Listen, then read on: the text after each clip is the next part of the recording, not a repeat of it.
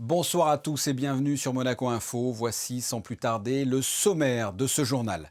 Nous irons à l'IM2S où a débuté la vaccination du personnel. Nous serons avec Céline Caron, présidente déléguée du conseil d'administration de cette institution. Des élèves du collège FANB se sont fait tester ce jeudi. Il est vrai que les dernières vacances ont souvent été l'occasion de se retrouver en famille. Ces tests scolaires sont une façon, par conséquent, de se rassurer. Notre deuxième invitée, la présidente du Conseil de l'Ordre des pharmaciens. Nous reviendrons sur le rôle du pharmacien pendant le confinement, des tests pratiqués désormais dans ces officines et de la possibilité peut-être pour les pharmaciens de vacciner contre la Covid-19 lorsque cela sera possible. Nous verrons tout cela donc avec Caroline Rouguignon. Le véhicule électrique a de plus en plus la cote avec par exemple près d'1 million de véhicules immatriculés en 2020 à travers le monde. Nous allons dans ce journal vous donner quelques arguments pour passer au vert. Et enfin, le directeur de l'Institut audiovisuel nous présentera la projection dans le cadre de Tout l'art du cinéma mardi prochain du film La douleur, une adaptation du roman de Marguerite Duras à la fin de la Seconde Guerre mondiale. Mais avant cela, comme je vous l'ai dit, direction l'IM2S pour nous entretenir avec Céline Caron. Bonsoir. Bonsoir. Vous venez aujourd'hui d'effectuer les premières vaccinations à l'IM2S. Expliquez-nous comment cela se déroule. Écoutez, effectivement, on a commencé aujourd'hui la première campagne de vaccination de l'ensemble de nos collaborateurs, donc le personnel médical et également les chirurgiens et médecins qui pratiquent leur art à l'Institut. Ça se passe comment? Nous avons d'abord lancé un questionnaire recensant le volontariat et sur la base de ces retours, nous avons programmé donc 2 journées. Majoritairement aujourd'hui, un petit reliquat demain. Ça commence comment? Le collaborateur est d'abord rempli un questionnaire médical, un consentement et un questionnaire médical qui nous permet de vérifier que les conditions sont toutes au vert pour pouvoir vacciner. Ensuite, la vaccination est réalisée au sein de l'Institut. Et il est surtout invité à suivre régulièrement et à rendre compte des différents symptômes qu'il a pu ressentir post-vaccination. Et ça représente combien de personnes à l'IM2S à peu près? Alors aujourd'hui, au niveau du taux de réponse favorable et de volontariat, on est à peu près à un peu plus de 53%, ce qui est assez encourageant pour cette première vague et ce lancement de la campagne de vaccination. On verra maintenant un petit peu comment vont réagir les autres collaborateurs qui vont sûrement discuter avec ceux qui se sont fait vacciner, avec les retours sur les symptômes qu'ils ont pu ressentir et je reste convaincue que ça va permettre probablement de rassurer ceux qui ne veulent pas le faire ou quand en vous tout cas de répondre à certaines questions. Des 53%, c'est 53% qui étaient volontaires, les autres hésitaient, c'est ça?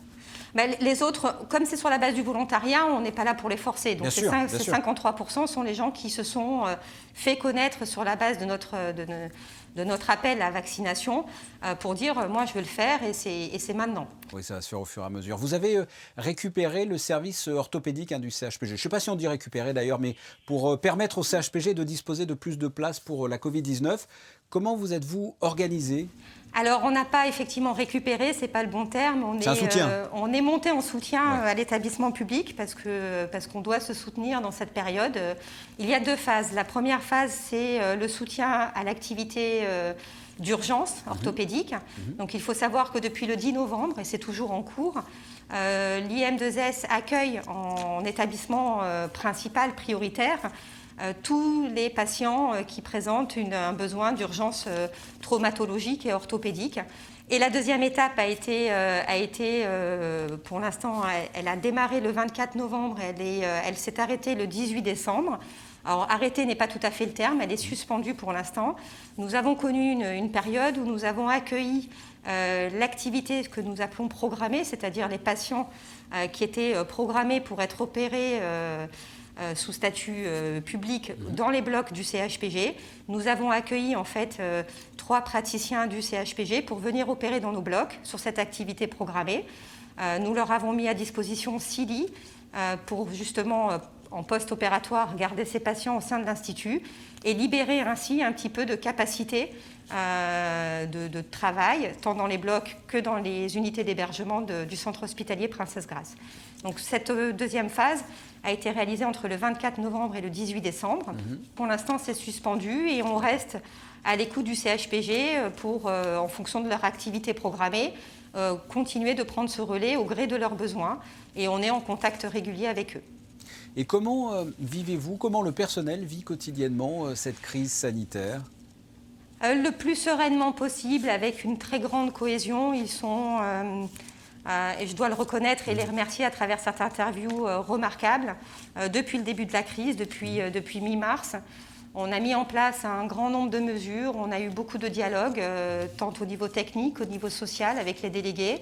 Et je dois dire qu'on était tous en phase pour appliquer des mesures les plus prudentes possibles, comme le port du masque a été immédiat dans l'Institut, le plus collaboratif possible, tant en interne qu'en externe. Et aujourd'hui, on attaque donc la campagne de vaccination et les premiers indicateurs sont pareils, encourageants, et il faut rester optimiste.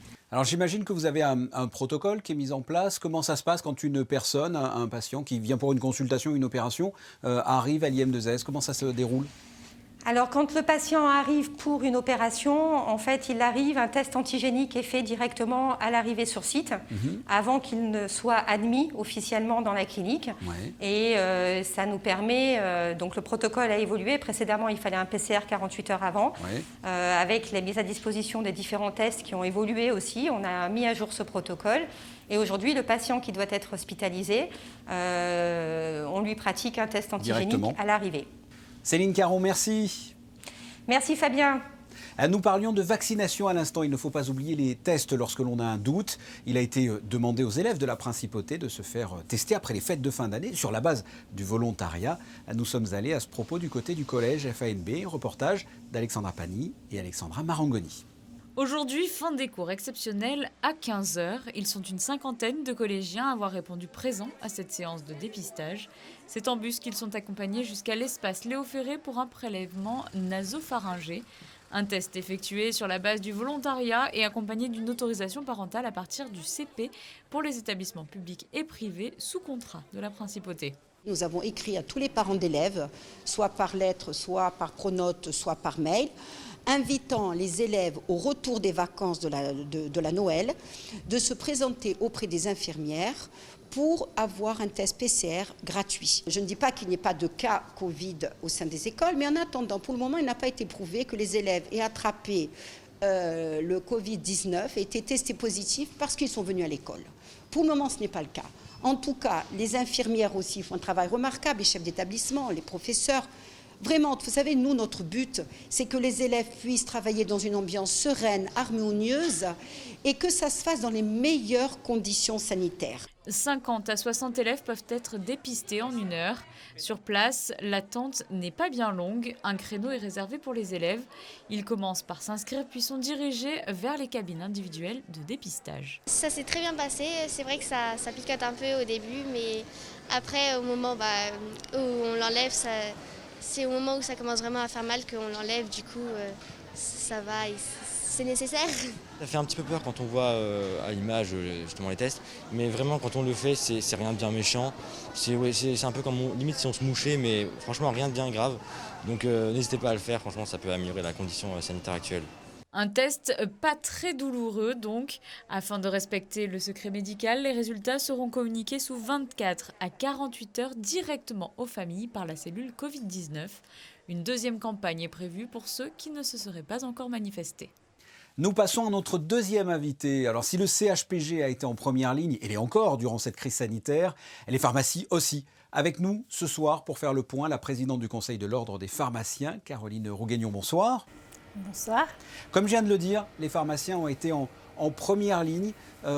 Comment est-ce qu'ils ont vécu cette période, les pharmaciens et le personnel pharmaceutique? Les pharmaciens ont été en première ligne pendant en particulier le premier confinement. En fait, ils se sont retrouvés avec les supermarchés à être quasiment les seuls endroits ouverts de la Principauté. Même si les conditions sanitaires étaient parfois difficiles pour eux et pour leurs équipes, c'était une grande inconnue. On connaissait très très peu ce virus. Ils ont été très sollicités parce que les clients étaient stressés, anxieux. Ils devaient faire face à ce stress aussi et essayer de rassurer la population. Ils ont joué un grand rôle. Désormais, là, les pharmaciens sont autorisés à pratiquer les tests antigéniques. Vous avez été formés pour ça? Alors, ils ont été formés pour pratiquer les tests antigéniques. Ils avaient été formés pour pratiquer les tests sérologiques. auparavant. Parce qu'il faut savoir que ces tests sérologiques se font dans des conditions, quand même, elles exigent des conditions d'organisation qui sont très strictes. Toutes les officines ne peuvent pas s'y plier parce qu'il faut des entrées séparées. C'est très important de pouvoir faire ces tests également en pharmacie parce que c'est un accès rapide et facile pour pouvoir faire ces tests. Et ça permet aux personnes qui peuvent être contaminées, parfois sans le savoir car asymptomatiques, de pouvoir s'isoler très rapidement et de protéger ainsi leurs proches et de limiter la propagation du virus. Est-ce qu'il y a eu une demande accrue des tests de la part de la population avant les fêtes? Est-ce que vous avez pu le constater? On a eu les personnes qui voulaient voir leur famille pour les fêtes, qui ont préféré toutes se tester au préalable. Donc il y a eu beaucoup plus de demandes avant les fêtes. Il y a eu un pic très net. Puis il y a eu les jeunes qui revenaient de l'étranger, qui ont voulu se faire tester également. Quelques-uns qui souhaitaient partir en voyage. Donc il y a eu une grosse demande de ces tests. Et maintenant, il y a toujours beaucoup de demandes? Il y a toujours de la demande, oui. Il y a toujours beaucoup de demandes. Je voudrais que l'on parle de la vaccination à présent. À votre avis, les pharmaciens seront-ils autorisés à pratiquer cette vaccination? Et si oui, qu'en pensez-vous tout simplement? Alors, je pense qu'ils devraient être autorisés, effectivement. Ils ont participé à la campagne de vaccination contre la grippe. Donc ils avaient été formés pour cette vaccination il y a quelques mois. Donc ils vont être impliqués. Ils ne le sont pas aujourd'hui parce qu'aujourd'hui, le premier vaccin que nous avons reçu est celui de Pfizer qui impose des contraintes de manipulation, de logistique, de température qui ne sont pas du tout évidentes et qui sont multidoses également. Donc pour être certain de ne perdre aucune dose et il a été décidé que les pharmaciens pourraient vacciner quand les prochains vaccins seraient un peu plus simples en termes de logistique en particulier. Et il faudra une formation particulière pour ça ou c'est pareil que la grippe? Je pense qu'il y aura quand même un minimum de formation, ne serait-ce que pour le suivi de la population vaccinée. Mais oui, il devrait y avoir une mini-formation complémentaire en fait.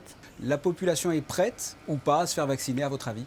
Je pense qu'à Monaco, la population est globalement plutôt prête à se faire vacciner. Mais c'est vrai qu'elle est inquiète, elle a vu ces vaccins qui se sont développés rapidement et elle vient très très souvent voir son pharmacien, lui demander ce qu'il en pense, lui demander s'il va le faire pour lui. Si vous souhaitez mon avis, moi je suis extrêmement favorable à la vaccination.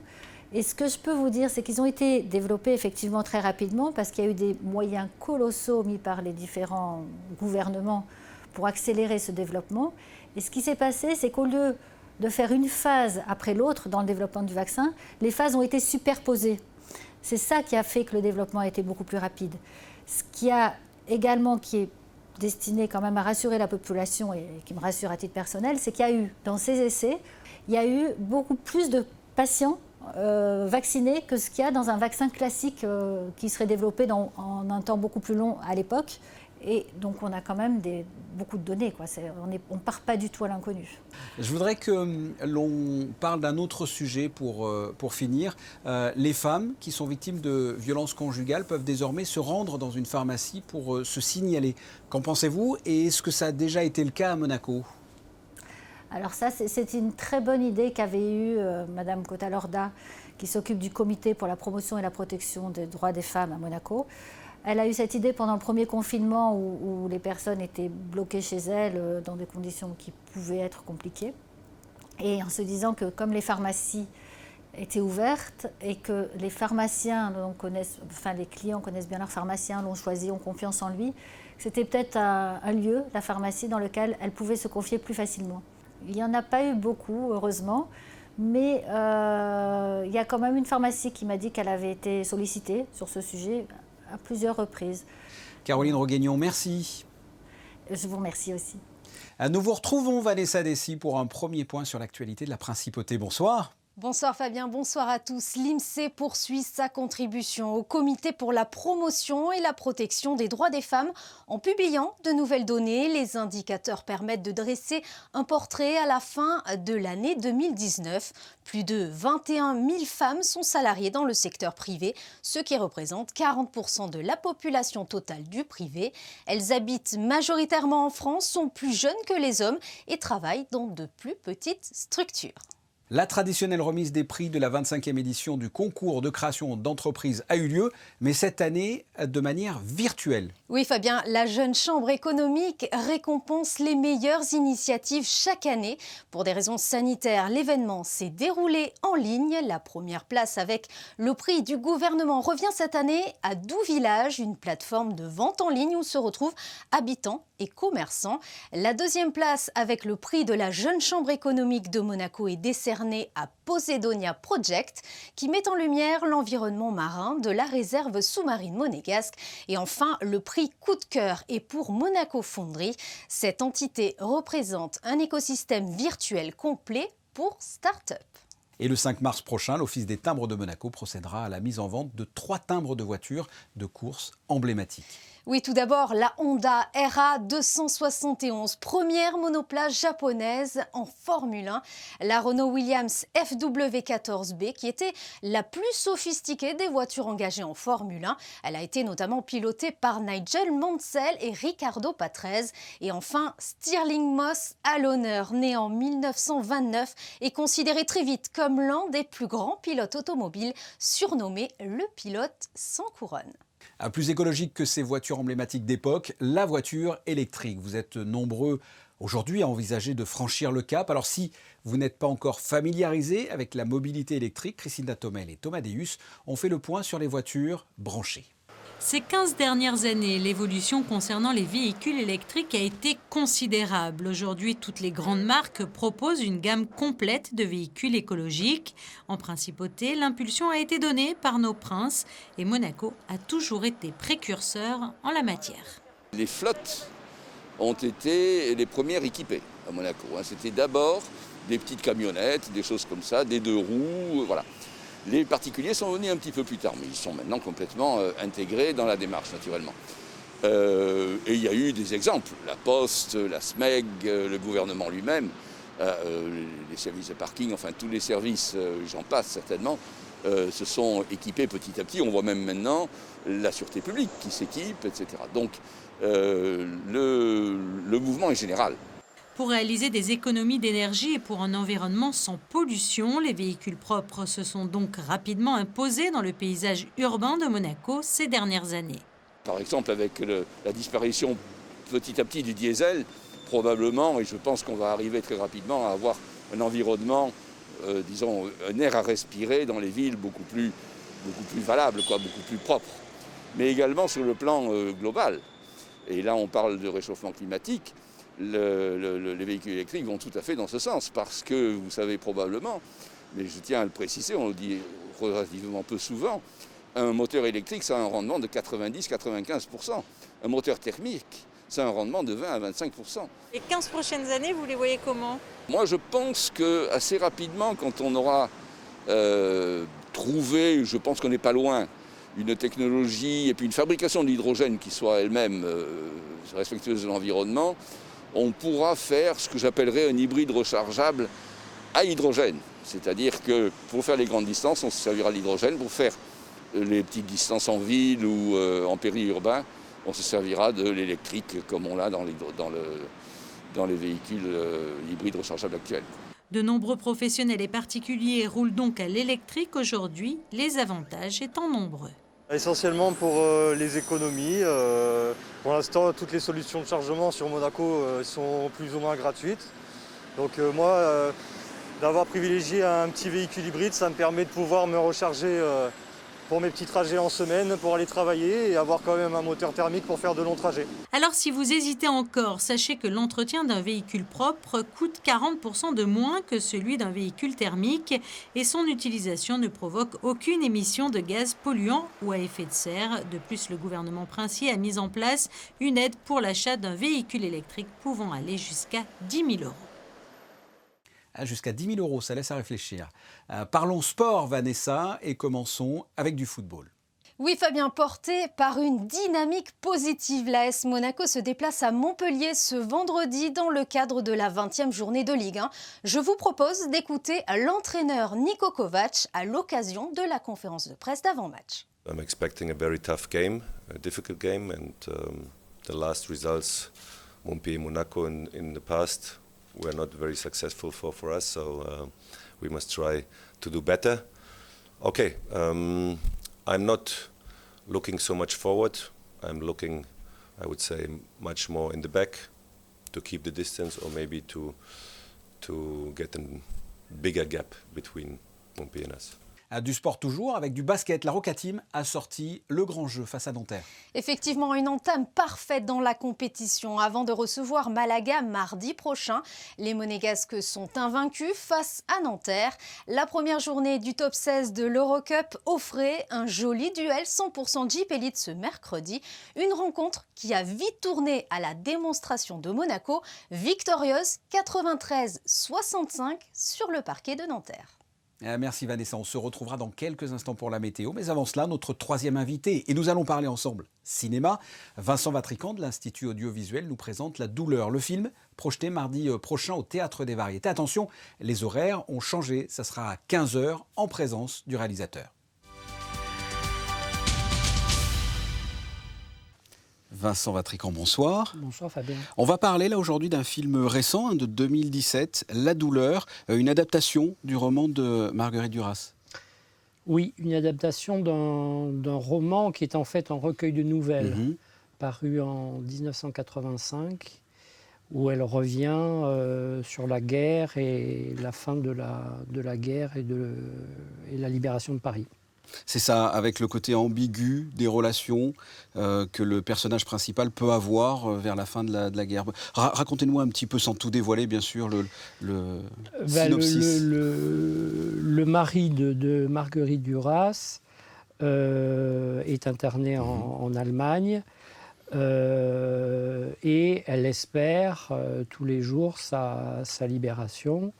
Et effectivement, elle va nouer des relations notamment avec un agent collaborationniste pour essayer d'obtenir des informations sur sa potentielle libération.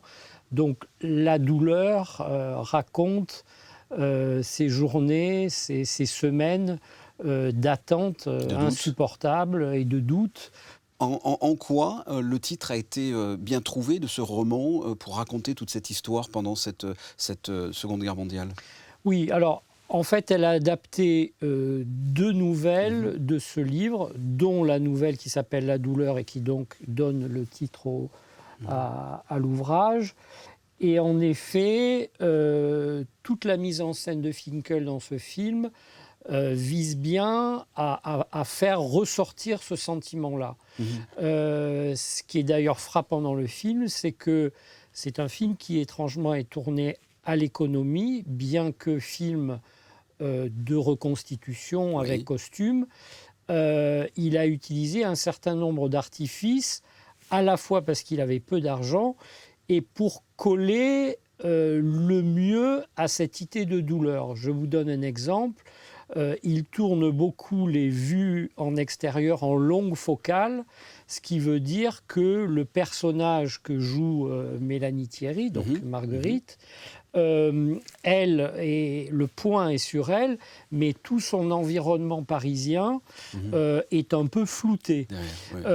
Flouté pour une bonne raison, c'est que... pour pas voir les détails. Voilà, c'est le Paris de 2017, même si évidemment la circulation est coupée, qu'on met les voitures de l'époque, etc. Mais ce n'est pas une grosse production. Et en même temps, ça répond tout à fait à cette idée de douleur. C'est elle qui envahit l'écran. Et cette idée de flouter, puisque le deuxième plan est flouté, dit bien aussi cette espèce d'ambiance d'étrangeté où on a l'impression que tout ce qu'elle traverse est empreint de ce moment, de cette vie un peu trouble qu'elle traverse. Donc un film avec Mélanie Thierry, Benoît Magimel, le chanteur-comédien Benjamin Biolay. Ce film était pressenti pour aller aux Oscars. Oui, pressenti. Dans les présélections. Il n'est pas resté dans la liste finale. Voilà, j'insiste sur la performance de Mélanie Thierry, qui est absolument saisissante. Ce niveau d'incarnation de personnage est rarement atteint dans le cinéma français. Elle est absolument bouleversante. Voilà, donc allez voir La Douleur au Théâtre des Variétés. Merci Vincent Vatrican. Merci Fabien. J'ai rencontré le flic qui a arrêté Robert. Pardon, le salaud de la Gestapo. Je suis très flatté. Être assis à la même table qu'un écrivain. Enfin, je ne suis pas ici pour parler littérature, vous le savez bien. Je suis là pour parler de mon mari. Pour votre colis, je vais voir ce que je peux faire. Merci. Si vous m'aidez à le retrouver, je ferai en sorte que Robert soit pas déporté. Comment ça, déporté? Marguerite! Marguerite!